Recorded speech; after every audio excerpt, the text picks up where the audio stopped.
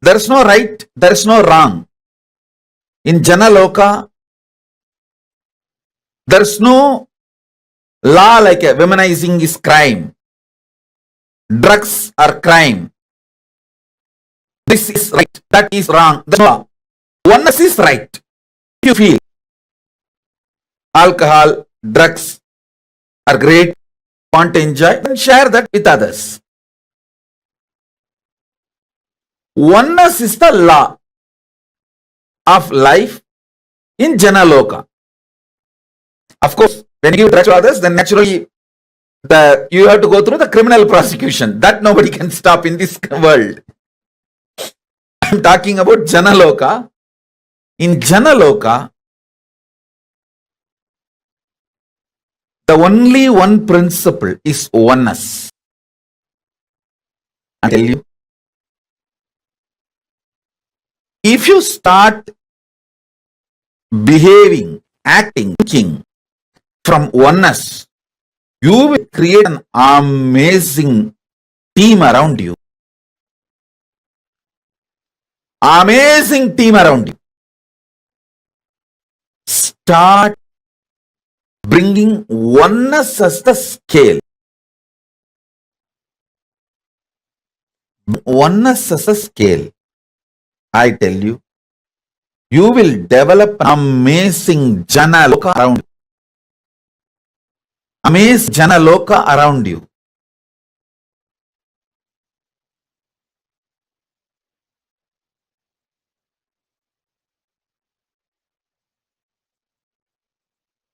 Understanding oneness, celebrating oneness, wherever you can't implement oneness due to the law of the land, making it clear to people around you, hey, this is not oneness as far as I understand. That's what I do to my body, myself. But the law of the land requires this. I want to tell you clearly, friend. Even if you start making things clear, you will develop an amazing team around you.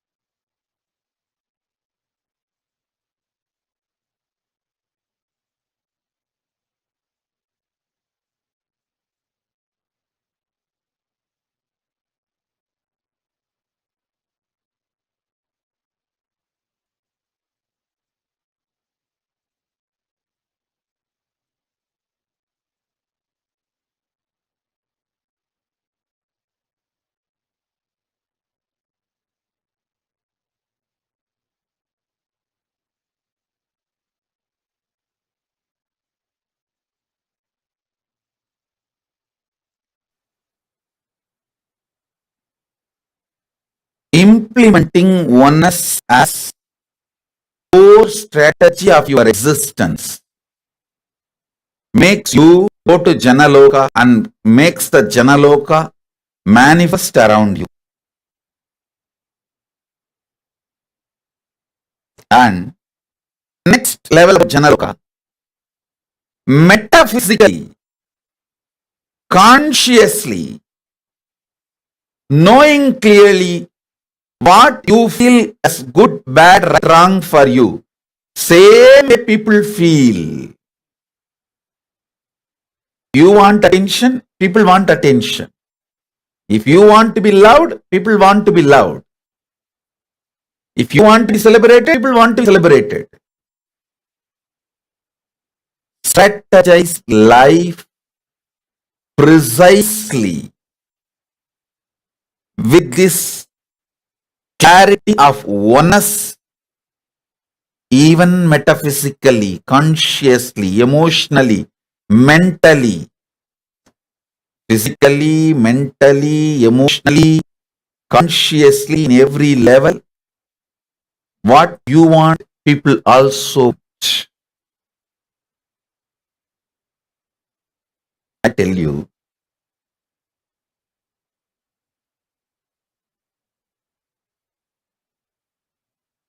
you attract the vibes attracts the tribes. The kind of a vibe you are, you attract your tribes around you.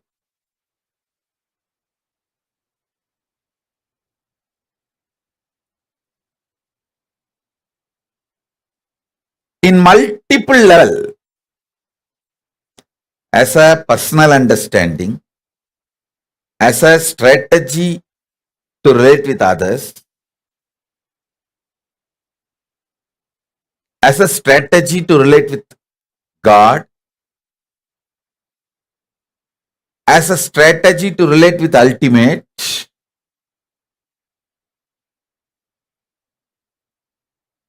use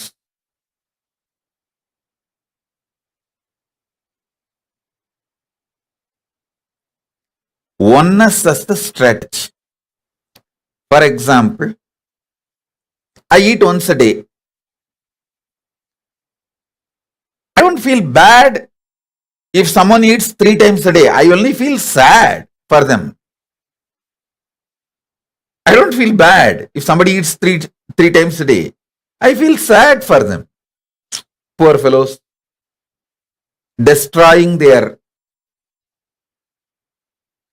mental capabilities, slowly, even physical capabilities.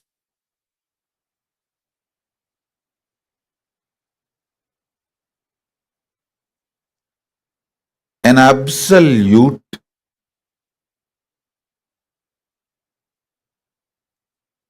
conflict-free oneness space is an energy.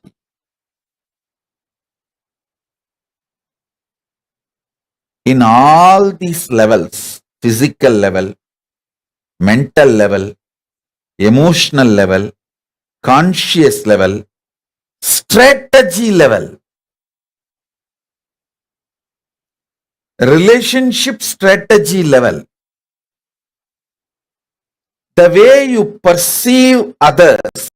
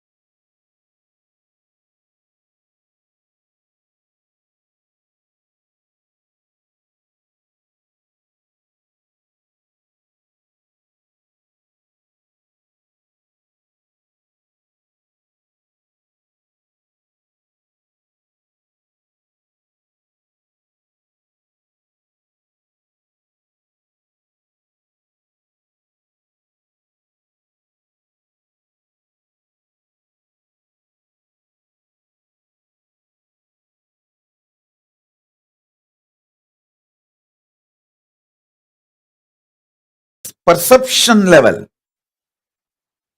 in every level.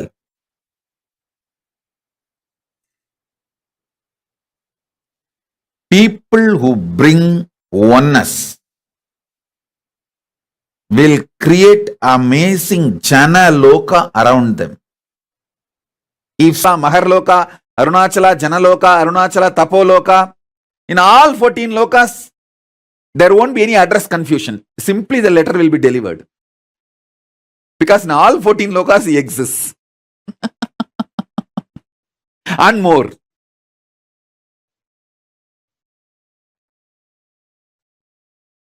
Because he is the linga. He is the linga. Not just sangha. Listen. Kailasa is sangha.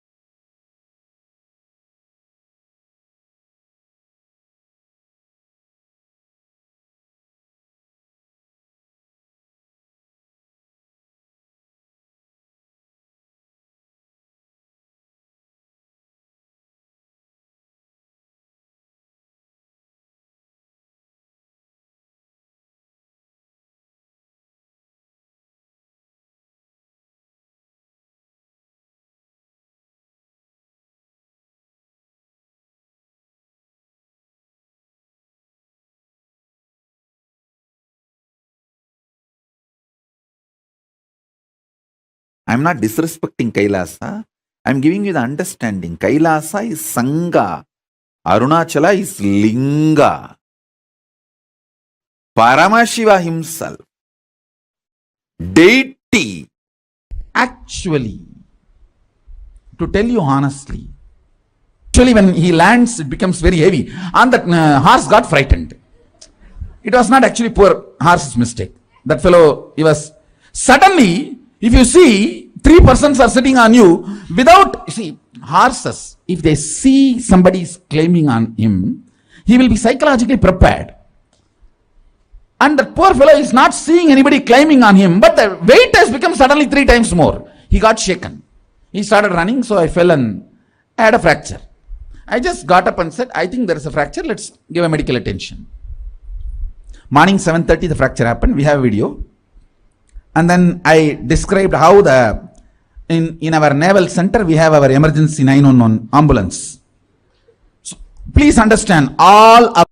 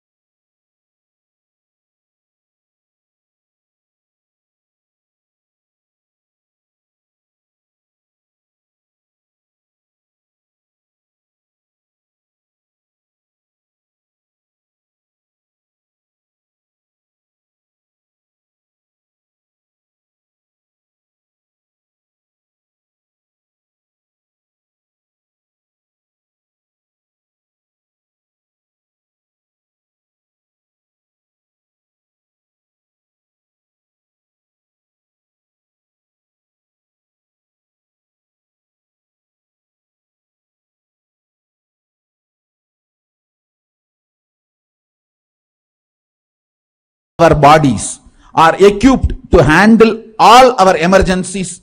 Every medicine needed is in our naval center. Manipatmeham. That Manipatma in the navel is nectar. It has everything to repair our body. So do it without anesthesia, but they said, no, you are a VIP, we can't take the risk. And all right, anyhow, that story is different. I tell you from my experience, fracture doesn't give pain if you think why me gives pain. At least I have 5 incidents of my kids falling and having fracture.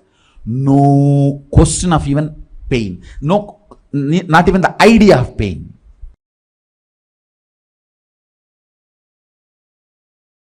When I say, hey, you can have 25 independent, intelligent energies. You can make 25 independent power manifestations at a time.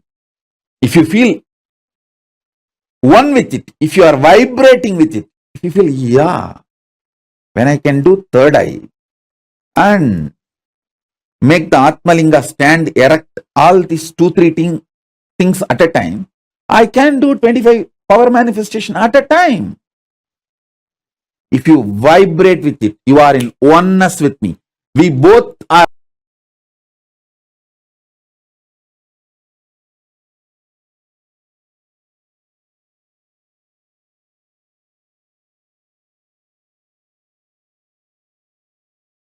meeting in Jana Loka. The teleportation of Jana Loka is happening into Bhuloka in you.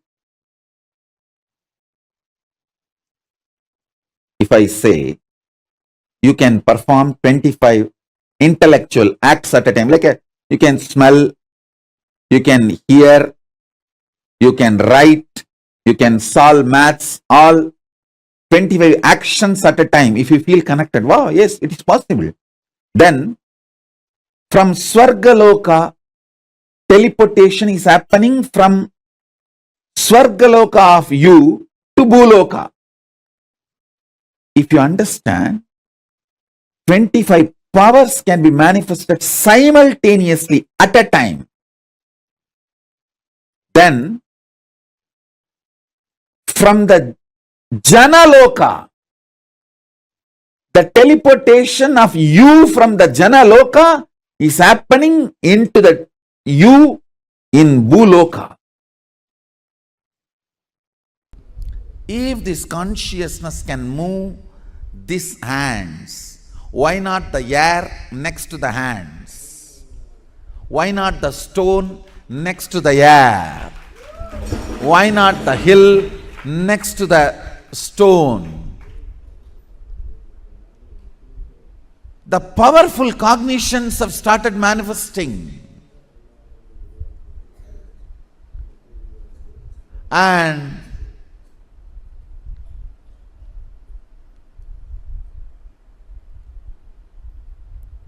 the powerful cognitions have brought understanding, knowledge, powers, all rooted, centered on this one click.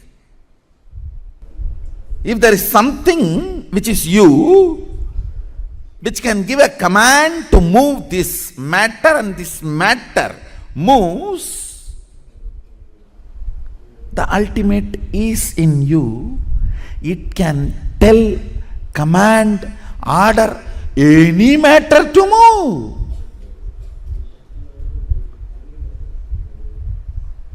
Understand? The moment you decide, it can command any matter to move, manifesting Shaktis starts.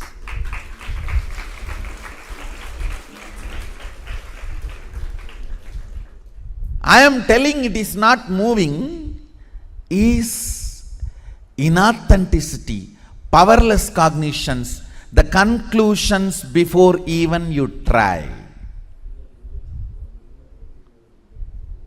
Have you told this board to move and it did not move? If that is the case, you have not told to the board the way in which the board can listen. So change the method of telling till the board listens, not doubt the technology of Advaita, which is the source. Listen, understanding what you experience as you is the same stuff experienced as them by everything that exists is Advaita Satya. What you experience as you in the deepest corner of you when you are listening to you, not when you are talking to you, but when you are listening to you, what you feel as you.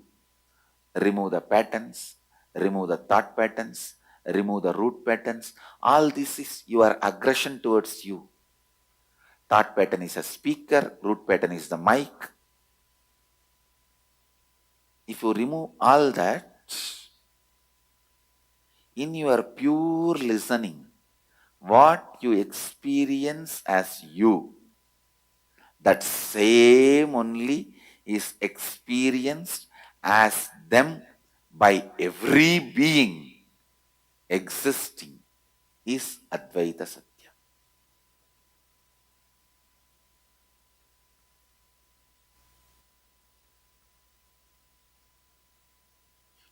Even your worst enemy, whom you don't like, whom you can't stand, even he experiences the same stuff as you. So all your fight is your own one hand fighting with your own other hand. Your own one part is fighting with your own other part.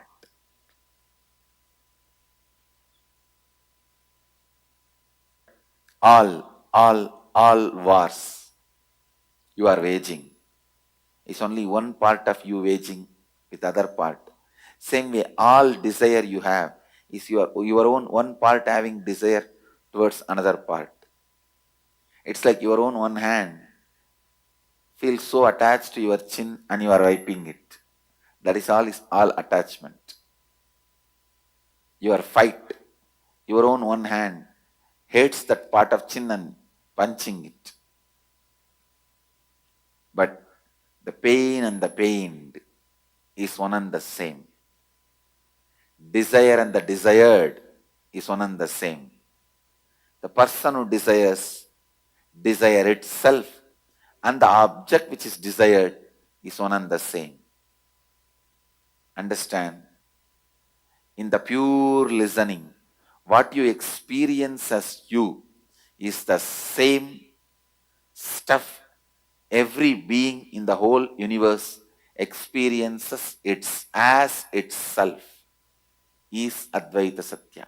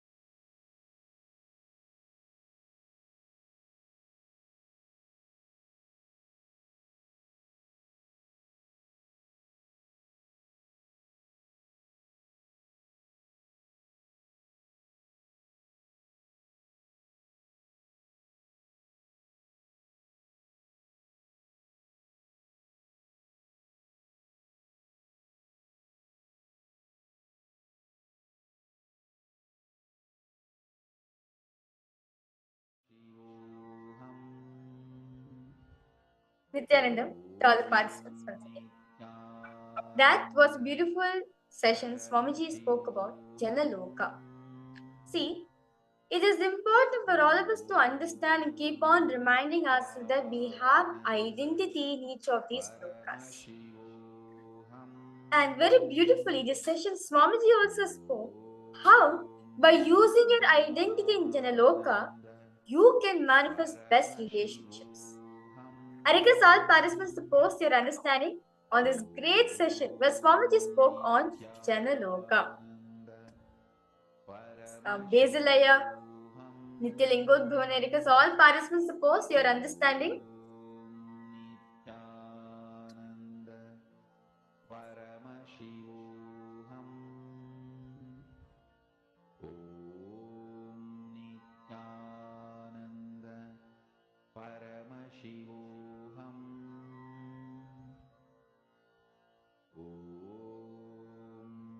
Nityananda Paramashivoham.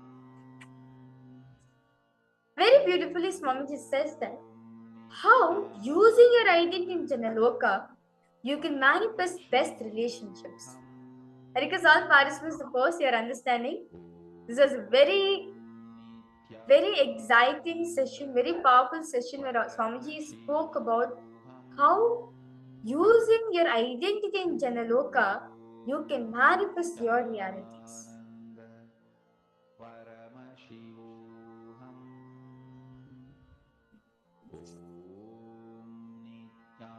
Nityananda Paramashivoham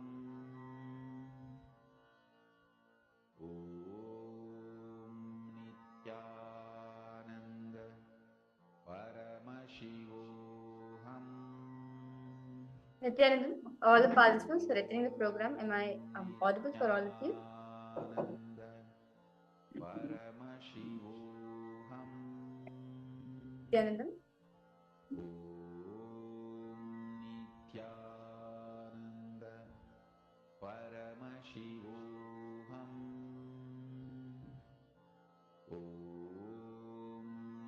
Nityananda Paramashivoham Nityananda Paramashivoham